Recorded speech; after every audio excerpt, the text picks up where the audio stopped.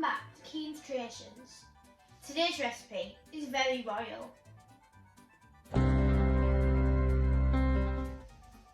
Today's recipe will obviously be a Victoria sponge cake, and for the main cake you'll be needing self-raising flour, eggs, butter, baking powder and caster sugar.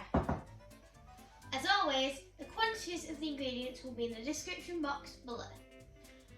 Our first step is to preheat our oven to 160 degrees fan and to grease two 8-inch pans. So, let's get started.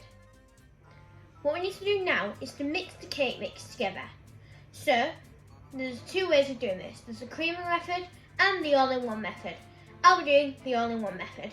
So, all we need to do is put all of our ingredients into our mixer, or you could use a wooden spoon or like a hand mixer. So just your eggs, caster sugar, flour, butter and 2 teaspoons of baking powder. So what we need to do is we need to put all of them in there and mix until just combined. Even if you can see just a little pockets of flour, what you can do is you can take it off and get a spatula just to fold it in. So I'll see you once we've done that. So now we must put our mixture into our 2 tins. So you can either do this by measuring it out with scales, but I'm just going to do like the eyeball method. So I'm just going to put a dollop of my mixture into my cake tin, just to enough so like it's not loads obviously, but it's not little. Then with my other tin, I'm just going to get about the same amount. So they're about the same. So let me do that.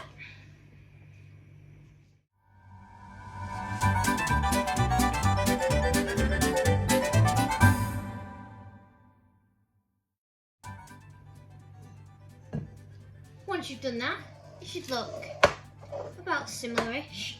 It shouldn't have absolutely loads in unless you did like a double batch, because what the whole point of it is so they both caramelise on the bottom and so they take less time to bake, because less mixture means it's thinner and it's obviously going to take less time.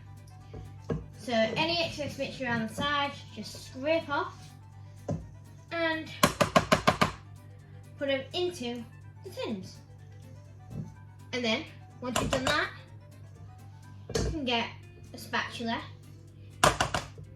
just to flatten them out and make sure they're all nice and even, because if you leave it like that, they're not going to bake properly and then you won't have a real nice Victoria sponge. Once you've done that then, you need to place these in the oven for 25 minutes. So make sure to check them at about 20, and if they're not done, put them in for the extra 5. If they're not done, then put them in for the extra 5.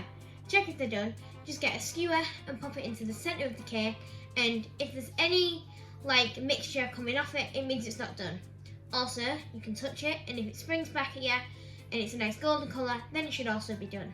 So, I'll see you once the cakes are done. Once you've made buttercream, you'll also need some jam and obviously your 2 cakes. I've also got a turntable here which will make it easier just to put everything together. You don't have to make your own jam, like I haven't made mine, mine's just pre-made. And if you want to know how to make jam though, I will maybe have a later recipe showing you how to make a nice strawberry jam. So, once your cakes have cooled, what I've done is I've taken them out of my tins and then levelled the tops off so there's no big dome. So what we're going to do is, we're going to grab this cake here, and then I'm just going to take off my parchment paper.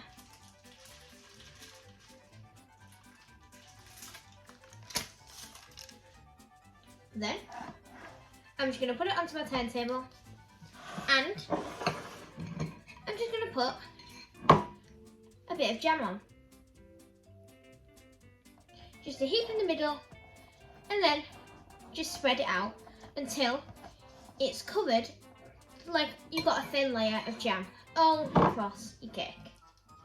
So you don't have to use jam, but for this Victoria sponge, I'll be using jam. So just cover it all in jam.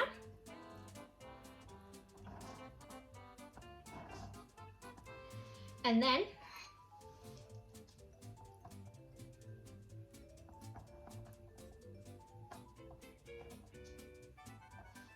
a little bit more jam. Just add as much as you like. Then I've just got a spatula, my buttercream. I'm just going to put a big dollop on the top of it. And then that won't nearly be enough, so put another big dollop. You don't have to use buttercream, you can use whipped cream. But I find buttercream to be a nice. And I like buttercream better than whipped cream anyway. So just spread it out. If you need more buttercream, just add it on top until it's all covered, and try and get it so it's like nearer the edge, like right near the edge. Just like, because I think when you put the top layer on, it'll ooze out and it'll look really aesthetic. So just do this. Make sure your layer of buttercream is even, and make sure to be generous. So now that I've done that, you can add on the top layer of cake. So, because this is the top layer, I'm going to put the bottom side on the top, because it's a nice flattened top and you haven't got a crummy side. See, look how it all oozes out. It makes it look magnifico. So you can add final touches. So all I'm going to do now is just sprinkle a layer of icing sugar on the top. Just see if there's any imperfections which you can cover with icing sugar. And then that's done. This is my Victoria's sponge cake. And I think the icing sugar on the top and with little bits of jam showing, I think it gives it a really rustic look. I hope you try this one at home. Thank you for watching, and I hope you enjoyed today's video. Make sure to comment down below any recipes that you'd like me to try in the future. And with that, I'm KiansKreations, you're the viewer. Thank you for watching.